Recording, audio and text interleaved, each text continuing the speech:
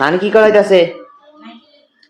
এই যে আমগানে সরষা ক্ষেতের থেকে সরষা ফুল আনছি, সরষা ক্ষেতের থেকে সরষা ফুল আনছি, ধনে পাতা দিছি, কাঁচামরিচ দিছি, পেঁয়াজ দিছি, আর এখানে আছে হলুদের গুঁড়া, মরিচের গুঁড়া পরিমাণ মতন ছোটা আছে, আর এখানে আছে আটা, আর আছে এই যে চালের গুঁড়া।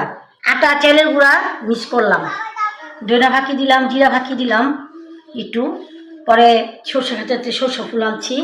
এখন এই যে পাকোড়া ভাজুন, ঠান্ডা সর্দি সব জায়গা।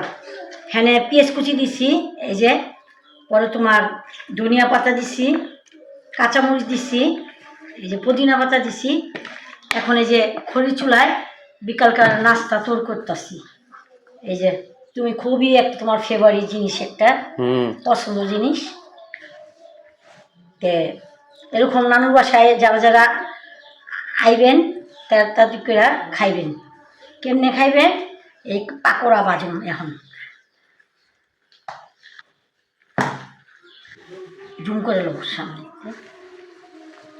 মাখা মাখা, আর বাচ্চা বলে গা গুলগুলা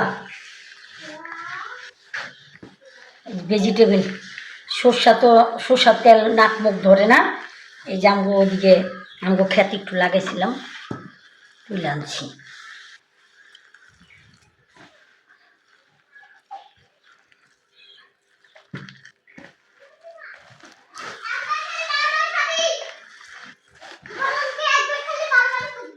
পানি ছেড়ে দিব, এলে অল্প অল্প পরিমাণ মতন পানি দিয়া মাখা মাখা করতে দিব। কিন্তু সর্ষা তো এমনি ঢাক, তার মধ্যে কাঁচামরিচ, পেঁয়াজ কুচি, পরে ধনিয়া পাতা দেশি।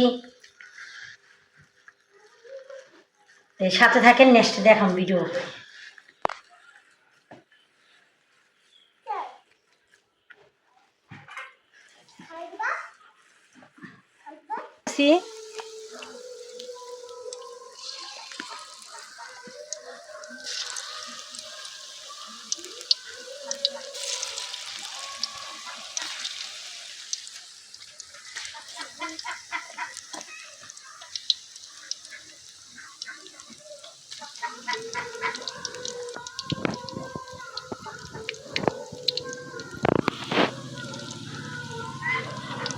ওগুলি গুলগুলা বানানো হয়েছে, জাল হইব না, জাল ছাড়া।